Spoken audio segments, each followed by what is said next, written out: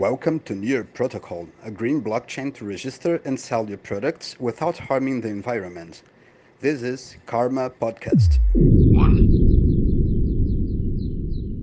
We are one. One is the beginning. Are you one, Herbert? I'm not Herbert.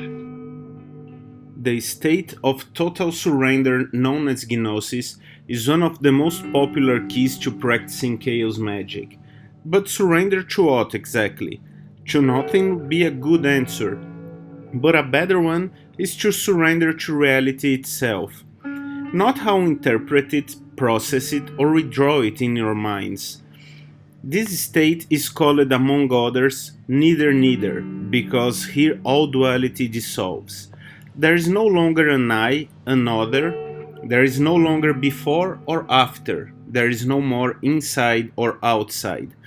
This state can be described as a situation of total emptiness and absolute totalness. Peter Carroll, one of the fathers of chaos magic, explains that in this state we stop all our internal dialogue and go through the eye of the needle, no matter what. It is samadhi or single-pointed consciousness, emptiness, absolute absence of thoughts. It is here that the sigils are carried and the magic happens, because among the other dualities that are overcome here, there is no difference between the possible and the impossible. But how do you know if this surrender is happening? It's simple. If you're thinking about it or anything else, it's because it hasn't happened yet, or it's over. Just like a finger stub or an orgasm, you just know when you're going through it. But how to reach that state anyway? Here is a list of some of the more common techniques. Sexual techniques, hyperventilation, facing your fears, extreme pain or pleasure, running or exercising to exhaustion, music and dance, mantras, religious or artistic ecstasies, total sensory deprivation, or the use of psychotropic substances. There are numerous techniques, and there really isn't a complete list. You can always add new techniques and even develop your own. Just remember to practice any of these techniques to take care of your health, physical and mental. Traditionally, every magical tradition used some technique to surrender to the state of gnosis. One of the oldest and most universal is ritual possession. Let's look at it in more details now. From this point forward, your main reference will be the studies done by and published by Phil Hine on this subject. The phenomenon known as possession has, until recently, been a rare phenomenon in Western magical practice. This is possibly due to the 19th century association of the practice with some elements of mediumship and general misunderstanding of the African occult approach, such as voodoo and candomblé. In fact, until the recent popularization of the concept as ethnic magic and modern shamanism, possession was deemed as simple primitive religious practices. The situation only began to change in mid-50s, when theosophist Michael Bernadotte gained fame in the occult for his obsession with voodoo, inspired by the zombie movies he watched as a child in previous decades. It's also true that the experience of possession is difficult for many people, particularly those conditioned by Eastern framework. Possession requires you to surrender, require disinhibition, the ability to detach and engage in things that, as a general rule, were for a long time socially denied or gave the person the negative self-image of being out of control. In the last years of the 20th century, however, the situation was reversed, as both occult and religious practice gained a great opening for possession.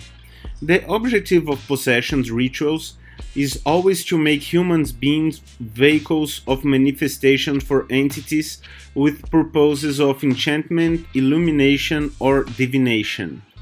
The use of possession works is particularly strong in African traditions, but is also present today in Wicca, Nordic traditions, and Native American shamanism.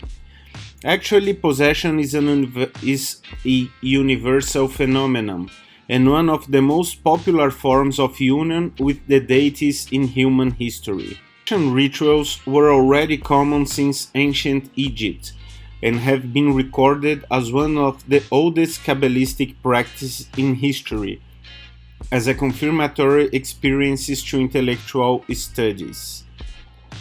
In ancient Greece, the practice was also common, as in the well-known example of the Oracle of Delphi and in the theurgic practice in general.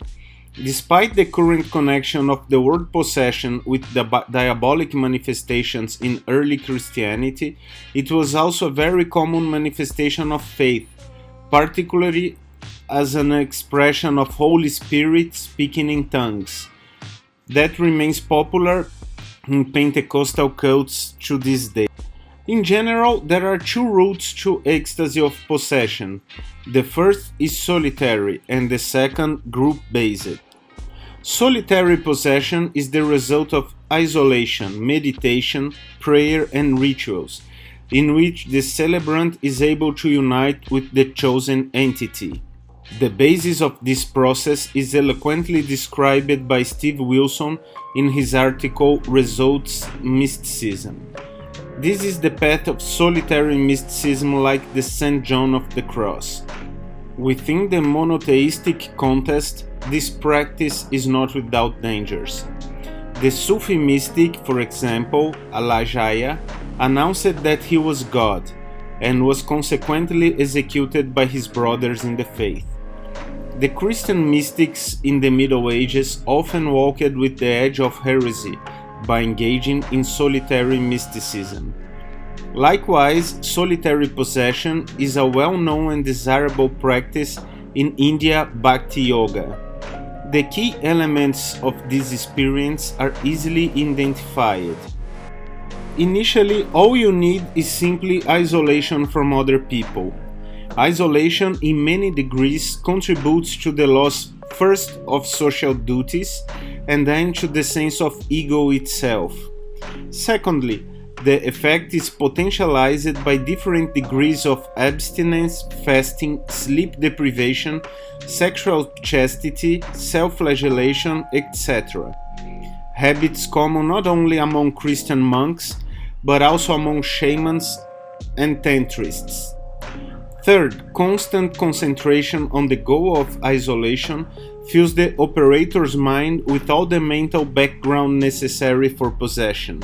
The mystic incessantly directs his attention to the union with the divinity through prayers, meditations, and rituals.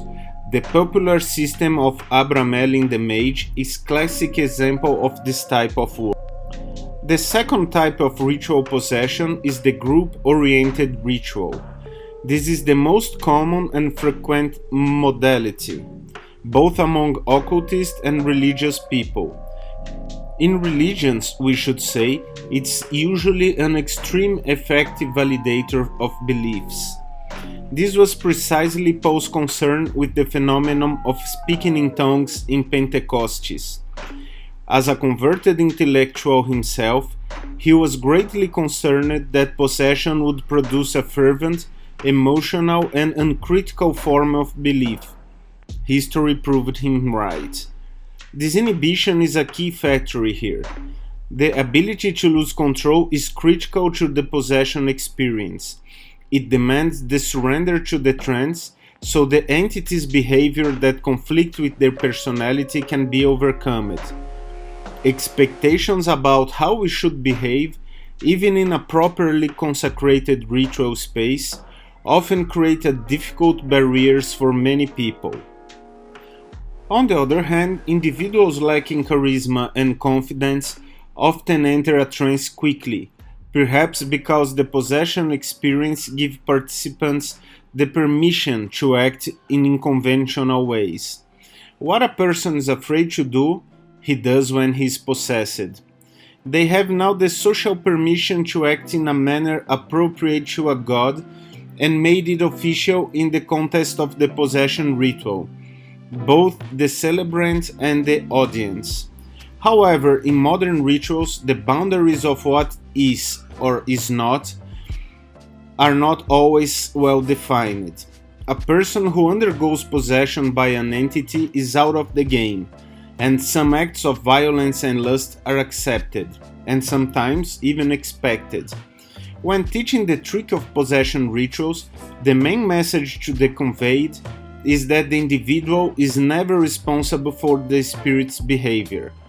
Once this is understood by all the participants, all insecurity and inhibition completely disappear. That's why possession has proven to be a powerful tool for magical working and for achieving more easily the surrender states of gnosis. It can be used for oracle purposes as the Greeks and Tibetans did, as the consecration of magical environments and instruments, to get some help from the entity via direct contact or to cause some particular psychological transformation. The experience itself can be related to religious conversions, hypnosis, or therapy. It may be useful first to initially examine the magical, religious, and cultural paradigm in which the possession will take place. Like all other types of occult techniques, possession requires careful analysis and evaluations of your own habits, beliefs, and limitations. In general, to surrender to a higher state is equally useful and fun, and sometimes just goddamn scary. But remember, this is just one of the ways to surrender to the state of gnosis. Test it, modify it, invent new things. How to make the big surrender work best, it's up to you. This was Karma Podcast, sponsored by Spiritual DAO on Near Blockchain. Stay tuned for the next episodes.